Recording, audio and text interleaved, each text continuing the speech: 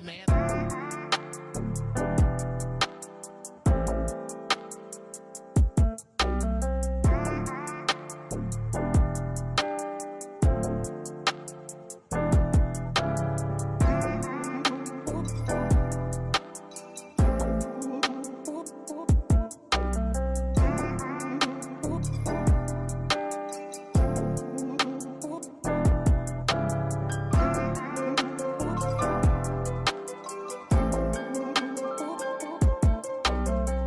With Austin Wild TV, y'all need to get y'all butts in the seats. It's going down this season.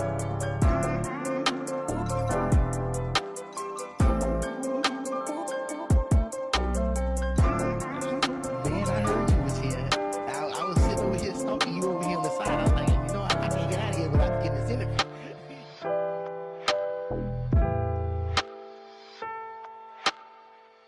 I'm Mr. Do Right. Y'all need to get in there. Y'all need to get in there. Y'all better get in there. I'm telling y'all.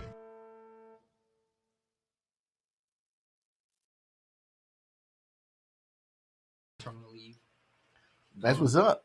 All right, and that's what's up. What's going on?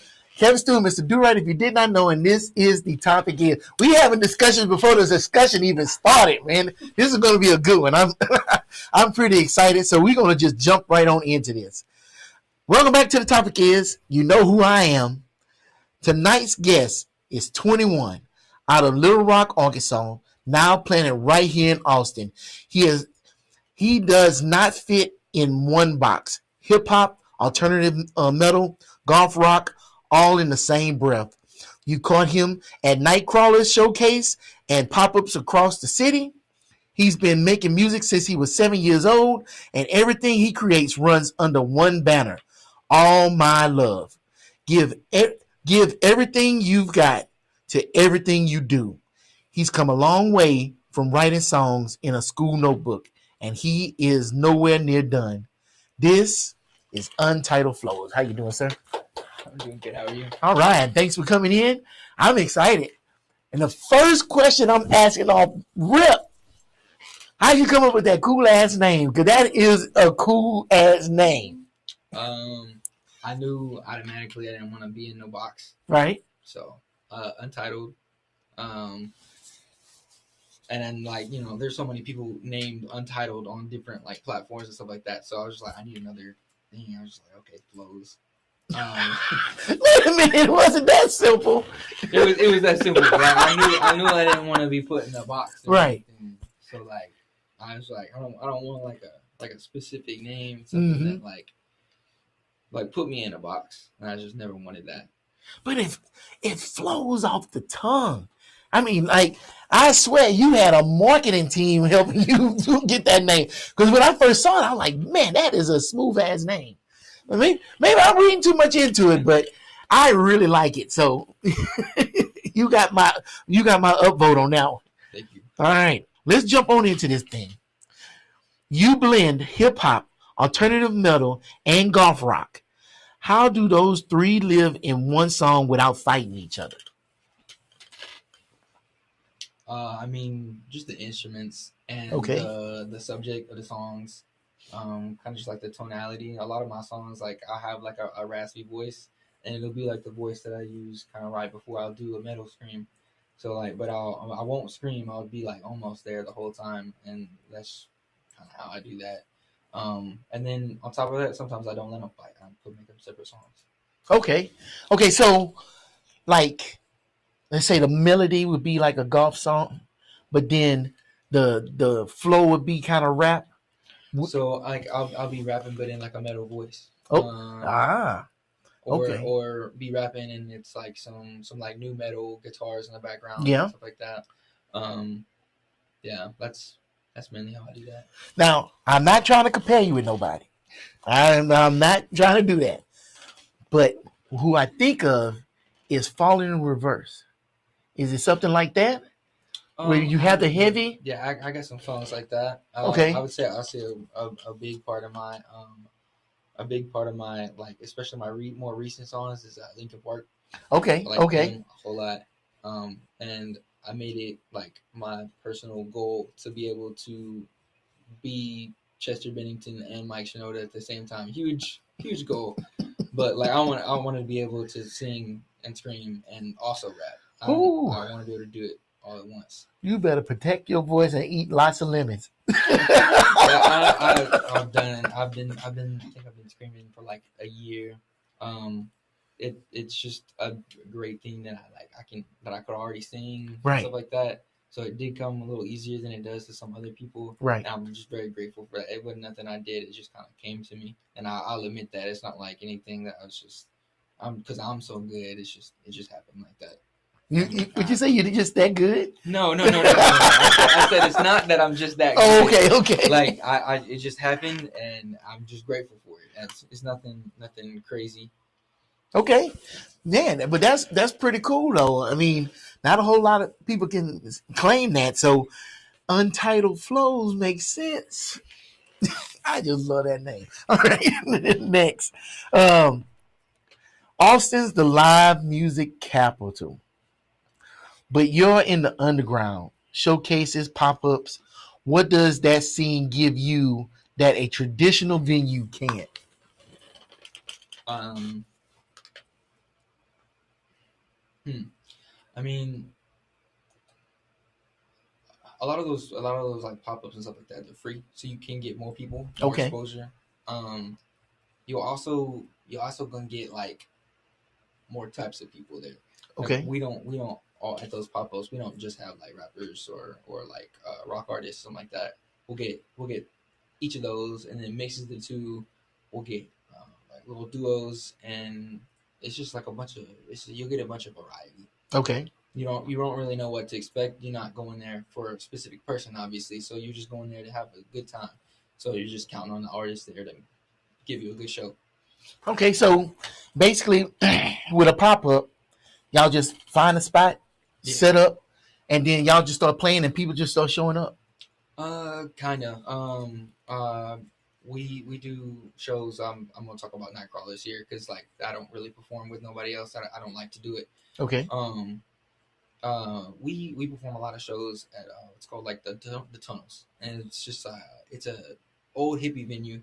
Like in the '60s they started having it to okay, protest like the Vietnam War, but as time went on and like music became more electronic and stuff like that, they stopped having like drum circles there and started having like raves and rock concerts. So okay. like the punk movement came through, and I would say probably within like the last 10 years, people started like rapping and stuff out there too. So like all the styles combined. Um, I couldn't give you like an address. It's just kind of like if you know where it's at, you know where it's at. Right. But it's just very underground. Um, uh, we get together. We say, hey, we want to throw a show this day. Give it like a month. Get our artists, make a flyer, promote it to the people that go to the tunnels, and at that night we get people that meant to come, and then when we start like performing, people will just come in. Like I got a video on my Instagram. The person who was before me at the show, they didn't even know their lyrics, and they killed the crowd. It was like they just left. There was like 6 people, but I started performing, and by the end of my little like 10-minute set, there was like 60 people in there, and it was like the tunnel was like packed all the way out. So it's just like a lot. You get a lot of instances like that where people come to see you, and then they leave, or they come back. Um, it's really just like a showcase. Okay, And if somebody wants to come see you, they will. okay. And it's more of like a testament, I say, like to your skill, um, to be able to pull people in there whenever you're in that situation. Because it's not like a regular venue where everybody paid to be there, so they're gonna stay even if it's kind of bad. They'll leave. There's other shows going on. They'll leave if they don't like you.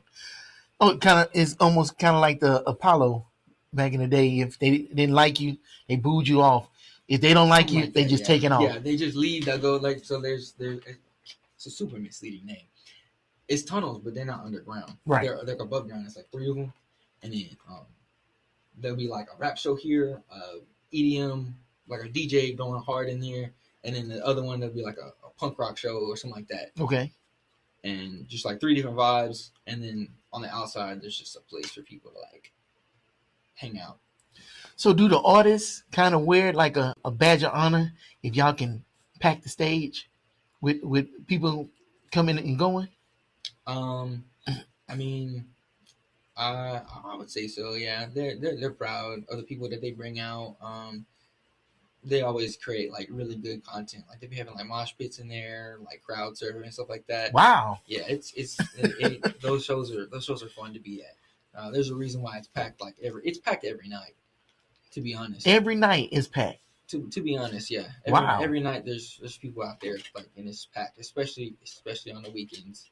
Like you better keep your people close because you're gonna lose them. Wow. I had never heard of it. I mean, that's one of the reasons why I wanted to put on this event is because you don't hear about stuff like that. It's a if you know thing, Yeah. but there's a lot of people who know, especially in the city. Yeah, but I guess they're not talking about it. I guess it's Fight Club over there. No, I was actually really surprised. Like whenever I went down there the 1st time, my friend TJ, his name is TJ the Joker, he came out to the parking lot and started leading me down the trail. And I never hung out with him or nothing before. I just knew that I wanted to perform a show, and he wasn't charging. Sounded too good to be true. I was walking down. It's a long trail. I was like, he's gonna rob me. It's way out the way. And, okay. But it was lit, and there's like there's people there that like get into arguments and stuff. But I've never seen a fight out there, and I know that they do happen sometimes, but it's normally very isolated, and it's a big deal because it normally don't happen like that. Huh? People out there pretty chill. Pretty chill. Well, yeah. Because I don't think anybody want to kill the vibe out there. Yeah. Especially when you got something special. Yeah, it is really special. It's like something you see at like a movie or something like that. Right. Yeah. That's what it feels like. Well, I haven't been there, but that's what it sounds like. Yeah, I was like, wow, this place exists. Whenever I like came around the corner and saw like everybody out there just hanging out, it was cool. I've been out there like I think like 5 times. Not all the time for a show. Sometimes I just go out there just to go out there.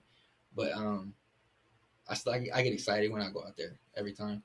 So, is that the best place you ever performed? It's my favorite place to perform. Yeah. I don't think it's the most notable place because I performed on 6th Street once, and then I performed at another spot called the Oven. So I don't think it's like the best place probably, but it's my favorite. Okay. Like I'm always ready to do a show out there. Yeah. It don't matter. It don't matter how like successful I become. I'll go do a show at the Tunnels. That's basically your roots now. Yeah. Okay. Fair enough. For someone who's never seen you live, what does an Untitled Flows set actually feel like? I mean, like I mean my music because I know my lyrics. That's saying a lot. I know my lyrics.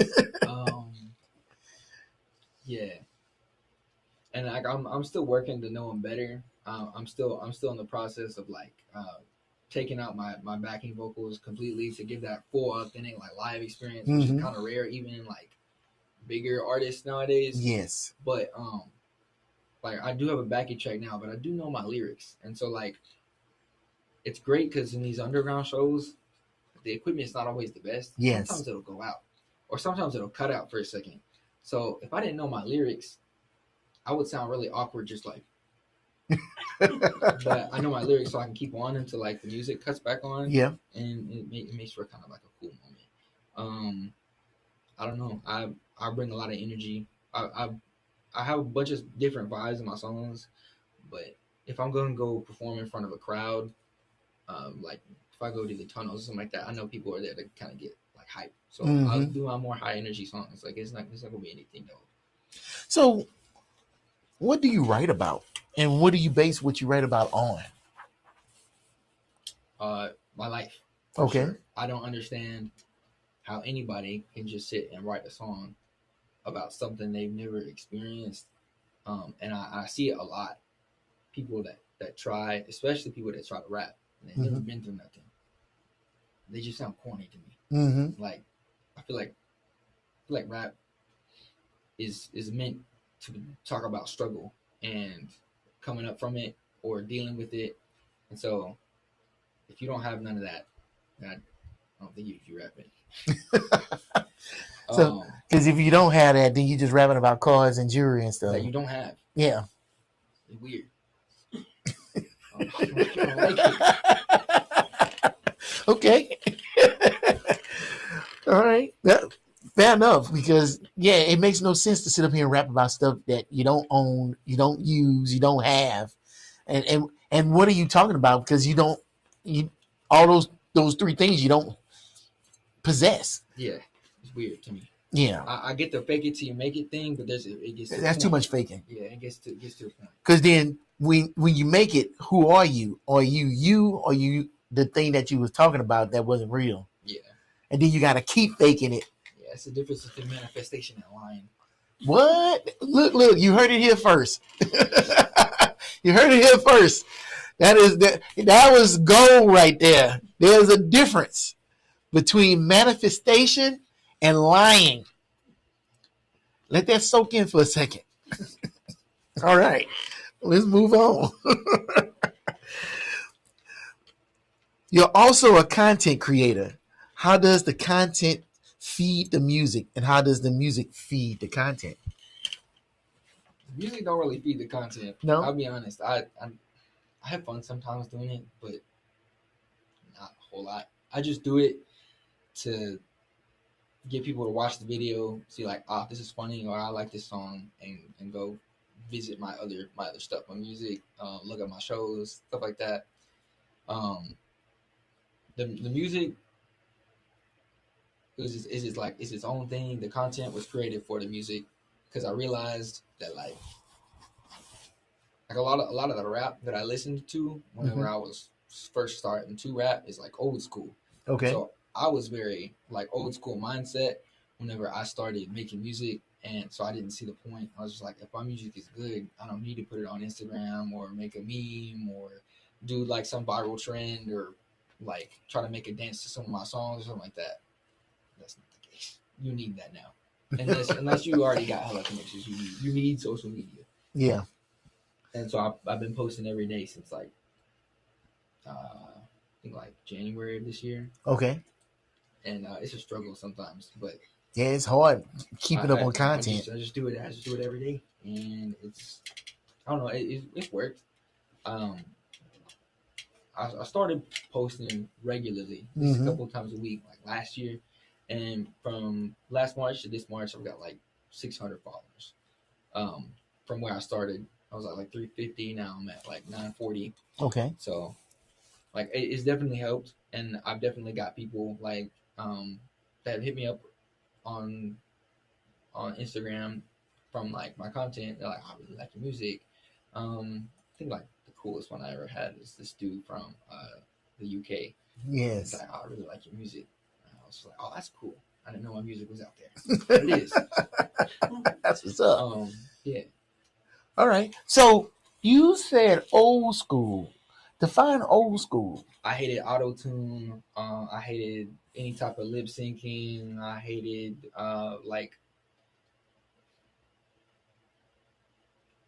if you looked or sounded like Lil Wayne and you weren't Lil Wayne, I hated you.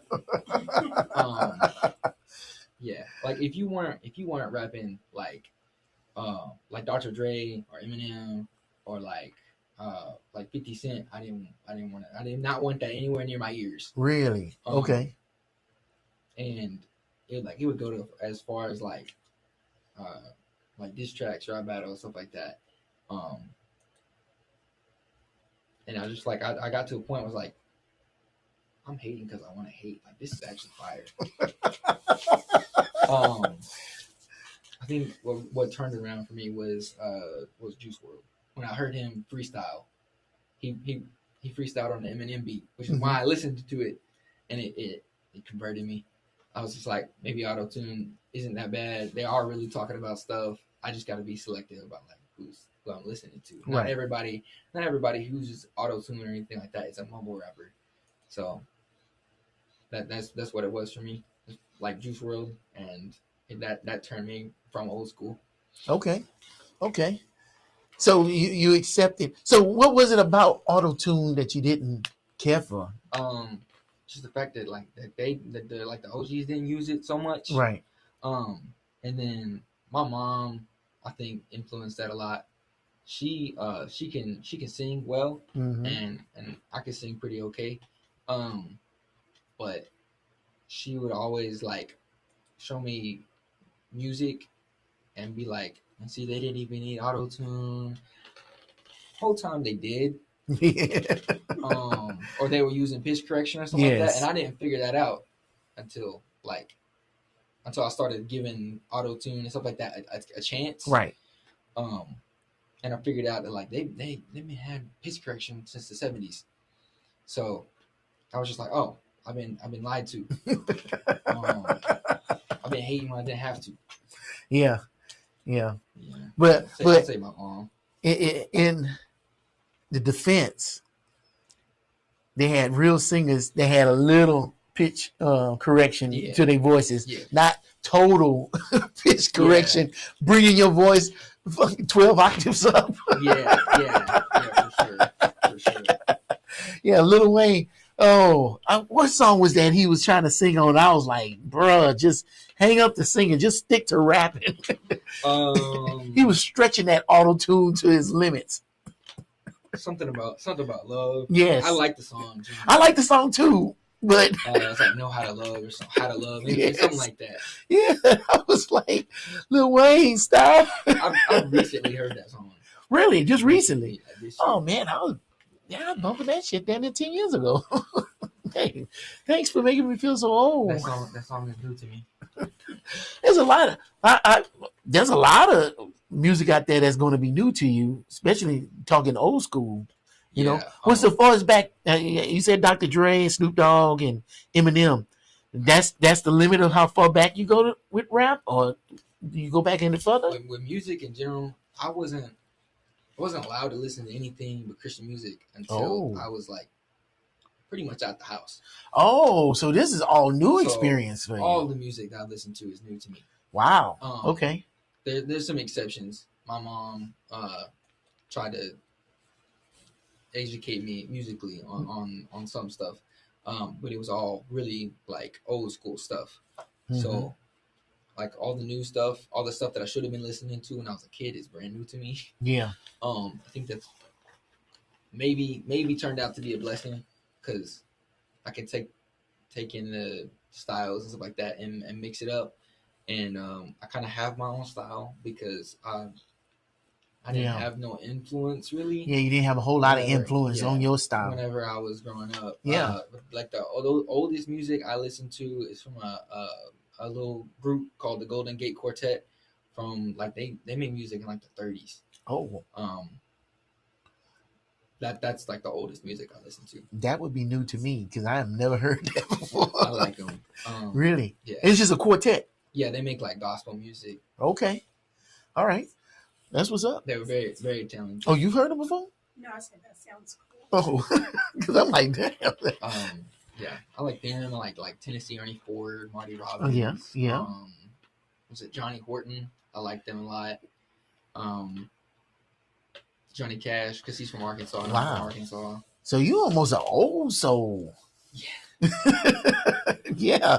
Wow. If you'd have said, I like a lot of stuff from the Grand Ole Opry, I was like, whoa, I've been floored. Like, really. Now, that I know the Grand Ole Opry because back in the day, it wasn't hardly anything else to listen to. So, there was no BET back then. Yeah. There was no hip hop.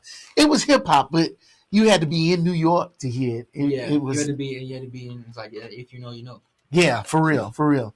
And when we did get it, it was just like little sprinkling here and there at midnight and 1 o'clock. To the bridge, to the bridge. That's all I know of that song to this day. All right, we will keep it moving. So, your uncle gave you your first keyboard at 7, then passed from a brain tumor. Yeah. What do you remember about that keyboard, and what do you think he was trying to hand you? So I didn't know he was dying. I was like 7, 8 years old. Right. And I never really met him before, and because my mom was like estranged from a lot of her family. Okay. But he had never treated her wrong. She just didn't want nothing to do with like the family in general. And so when she heard that he was dying, she's like, okay, well, I'm gonna go spend some time with him, let him meet the kids, and his house was just so cool. There was art everywhere, paintings, drawings, figurines. He had like built like a model, like his own like city. Had like UFOs and stuff like that floating around in there. It was so cool. Lots of instruments. Lot of guitars, pianos, keyboards, stuff like that. Um, and I picked up one of his guitars and I was just strumming on it, and I guess it didn't sound that bad to him because he's like he needs to be in guitar classes. um, and then he was like, "Come over here to this." It was his keyboard. I was playing on that, and he's like, "Oh, he's even better at that." Um, and he just talked to my mom about it, and she kind of just like brushed it off, whatever. But when he died, he gave me the keyboard, um, and my mom enrolled me and my little brother in piano classes and guitar classes. We were broke, but she had found some free resources. Some people at like a church or somebody at a house that did it like cheap, and had guitar lessons and piano lessons. So was that the spark that started your whole music career? That inspiration walking in that house and seeing all those trinkets? Yeah, I just thought he was so cool, and that was like the one of the first times I ever like. Yeah, actually, that might be like the first time I have like a memory of somebody telling me like I did a good job or like I should try something, because I had little to no support at home. Right. Really no support. Kind of went further than that. It was like animosity. They were against me, but my uncle, he put that spark in me. Yeah. I wouldn't be making music if he didn't give me that keyboard or like encourage me to pick up an instrument or do any type of art. I have him to thank for that. I really wish he was around to see stuff that I was doing. Yeah. No, he see what you're doing. It was all on purpose. He saw something in you didn't see in yourself, and he's still watching you to this day. And look, I want to say this to y'all. You got them kids and y'all not encouraging them kids, y'all fucking up at a high rate of speed. I'm going to say that directly to you. Look what just some encouragement does to a child, because that child is like a candle and it hasn't been lit yet. But that inspiration lights that wick, and that child gets to glow brightly, right? And we need to sit up here and encourage people, young and old. You're never too old, you're never too young to be encouraged. You know what I'm saying? One of the main things with this event, me and my wife, we just want to encourage y'all to let y'all know, hey, we see y'all and we support y'all. That's it. It's very much appreciated. Have I asked for anything from you? Nah, just my time and effort. That's it. And it's like, if you're willing to invest in yourself, then I'm willing to invest in you too. And that's all it is. I just wish more people did it. Everybody's out for a buck, but if we can encourage the future, just imagine where we'll be besides these high ass gas prices and there's nonsense. I done got all off topic. Let me get off my soapbox, because you touched me with that story, bro. That means a lot to me, and it encourages me to keep doing what I'm doing because it's needed. And I'm glad that your uncle did that, and you are where you're on today. All right? Yeah, man. Hey, it's much appreciated. No, you ain't got to tell it. Just the fact that you willing to sit in that chair and tell your story to me, that's all I need to hear. That's it. Let's get another one of these questions in, because every time I ask a question, it gets better and better, don't it? Your goal is for listeners to find the same love of art your uncle gave you. How do you know when a song is doing that job for someone? I mean, when they know the lyrics, that's a big thing. Like when they come out to tell me, hey, you did a good job. But I think the most rewarding thing is whenever someone comes to me and it's just like, I started making music too because of you, or Yeah. they never made music before. They've been around me for a little bit. Now all of a sudden they like, here, listen to this song that I recorded. So like that makes me feel good. Yeah. Like even if it's not like great, because I used to be trash, but You got to start somewhere. yeah. Even if it's not great, like I'll just give them like pointers, and I won't discourage them from making music. I'll tell them to keep going, and that's probably like my biggest thing. Is whenever somebody comes to me and be like, "Yeah, I started making music because of you." You know, you said something, and you just sparked the memory. Back when I used to make music, I just wanted somebody to give me like structured criticism. I didn't mind. I know it was trash. Just tell me, did you like it? What did you like? What you didn't like? So I can grow. And I see, as an artist, you could give that criticism to encourage them and not stop. But boy, you ask anybody else. Oh yeah, I think I see what you were trying to do there. Like, what the fuck did you do? You know what I'm talking about? Yeah, and the people that don't make music. Yeah, like you gonna make a song then? You gonna make a song? Yeah, I've been working on this thing for 2 weeks, and you just blow it. Yeah, it sounds all right. Well, what part sounds all right? What part don't sound all right? It's all right. Really, motherfucker? It's like, oh, woosah. I stopped making music because of that. Because I got tired of trying to find somebody to just seriously listen to what I was trying to do. Not that I was trying to be big or anything. I felt it. I manifested that shit, and I just wanted to share it. Yeah, You know the struggle. yeah, Yeah. It's something that's something that I like struggle with on like like a different level. It's like take the time to make the music, whatever. And I know people that I know are seeing this on their screen, and I've seen it happen in real time. You just scroll past, like then if you click the video, like it don't take but 2 seconds to click the like button. Like, right. It's really hard. It's really hard to find support from people that know you. And I don't know what artist said this, but they're like the last people to support you are gonna be your own city. Yeah, it's gonna be your friends and family. I had a friend, best friend. When I had a studio, he never stepped foot in it. And I had that studio for 3 years. It's like, how is that possible? I understand 110%. Begging. I made a video about another friend about him not watching my videos. And he still didn't watch that video. It's like, it's about you, motherfucker. Anyway, woosah. You bringing it all out of me today, sir. It's not your fault. I'm just having fun. That's how you tell I'm having fun. Okay, so you told me before the show, you gave me some extra information and stuff, and you said that you didn't mind talking about it. Yeah. So I'm gonna ask one of these questions. You were locked up on an assault charge involving your dad, and you said that you never touched him. Take this, whatever you want.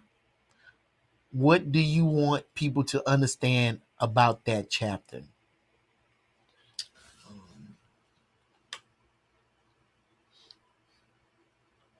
I mean, it was a really isolating time for me. You said isolating. Yeah, really isolating time for me. Just that I don't know. Like I can relate better to people who went through hard times, especially they got locked up for something they didn't do. Yeah, as I know that happens a lot. People be lying on other people's names, and then like they go away for that.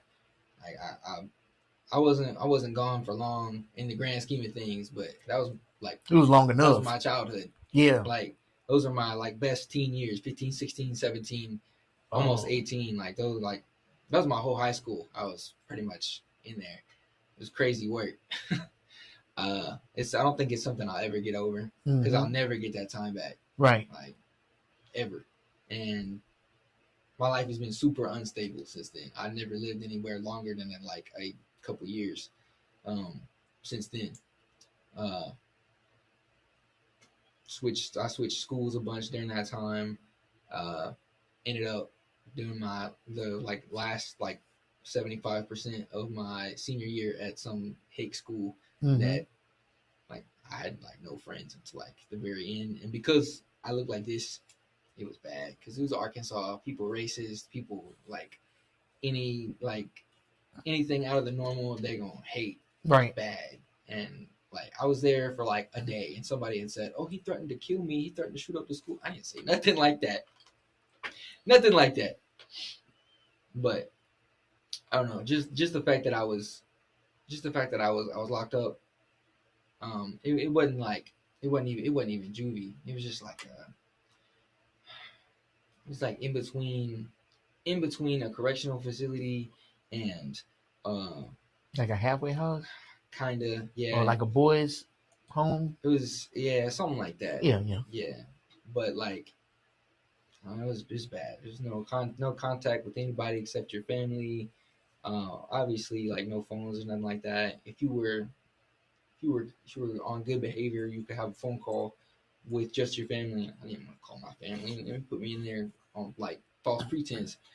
Um, just like supervision at all times. You're locked in your room. Um, like security cameras, security alarms. You didn't go nowhere without any type of supervision.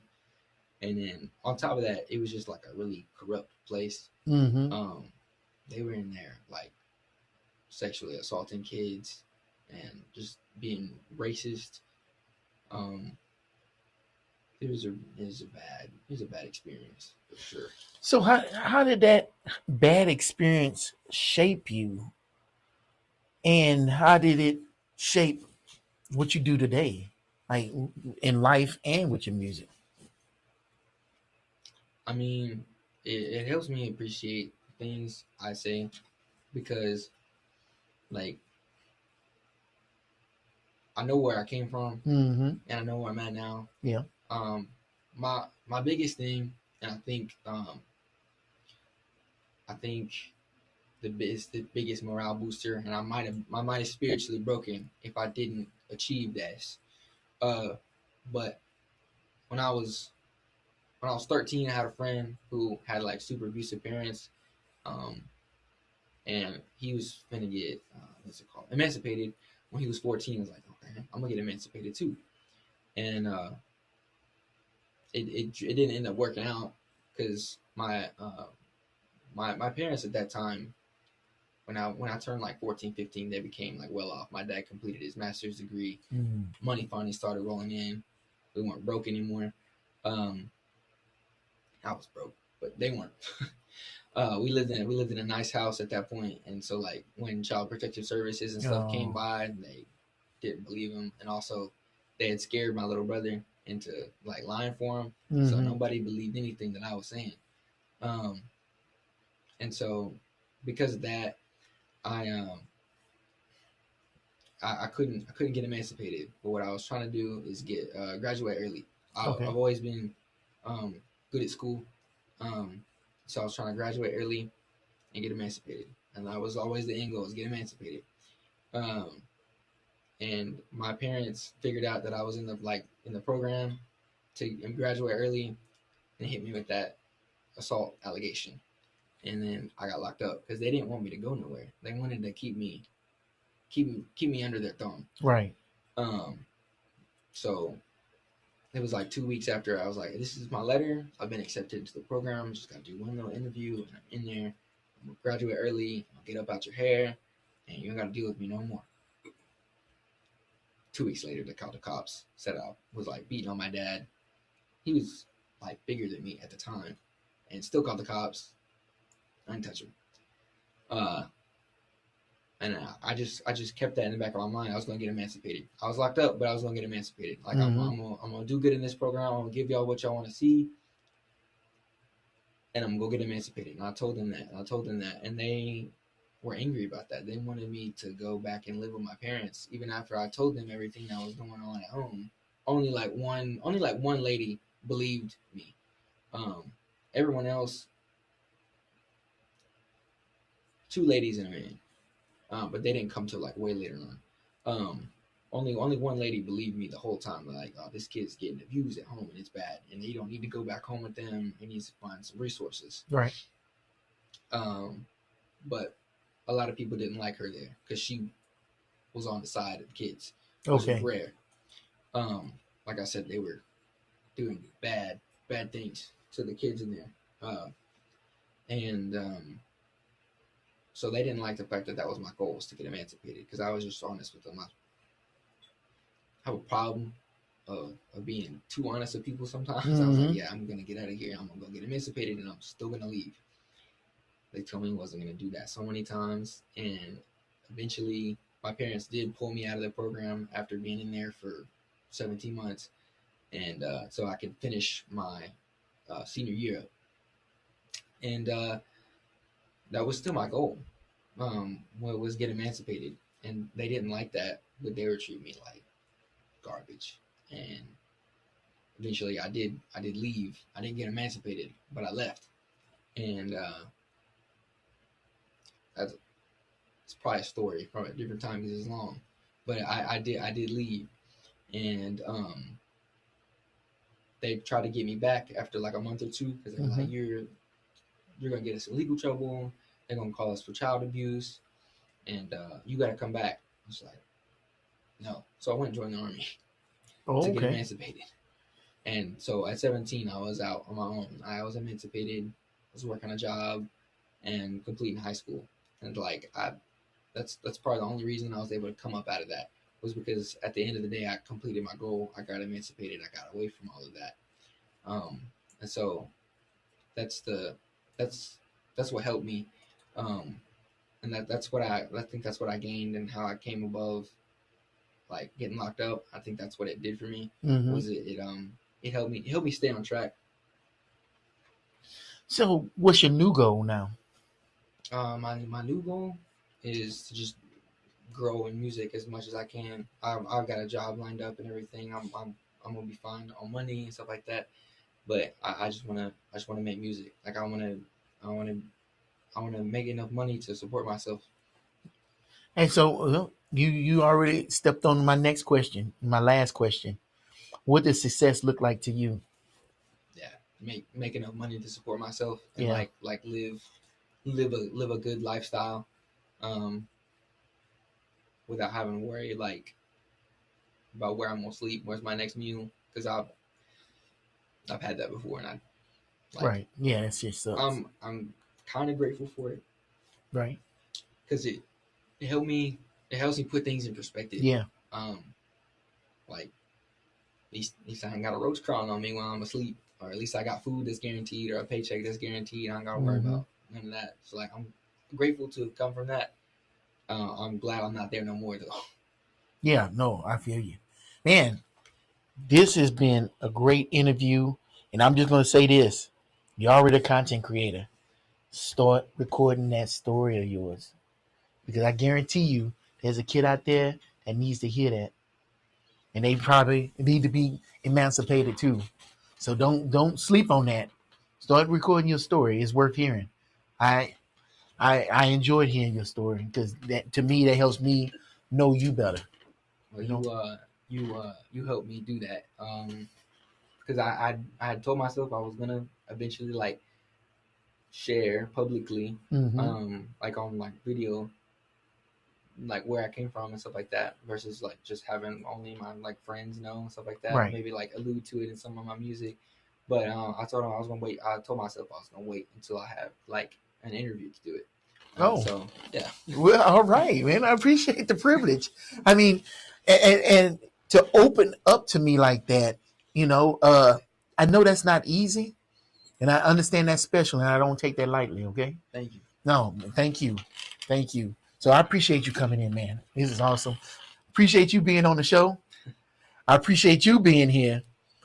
Be on the lookout for Untitled Flows on Rhythm and Rise Live, June 27, 2026. A 12-hour live music stream with 36 artists, all for your viewing pleasure. Absolutely free. You can watch it from the comfort of your own living room. So be there or be square, because you ain't got really no choice not to be there. Yeah. So You better be there. Also, that dude in the UK, you better be there too. I'll send him the link. I bet he'll watch it. All right, hey, shoot. I ain't mad at it. You can share it with everybody out there. Need some crumpets, tea and crumpets. Hey, there's a million videos out there that you could be watching, but you chose to watch this one. I appreciate you. Untitled Flows appreciate you. And until next time, peace.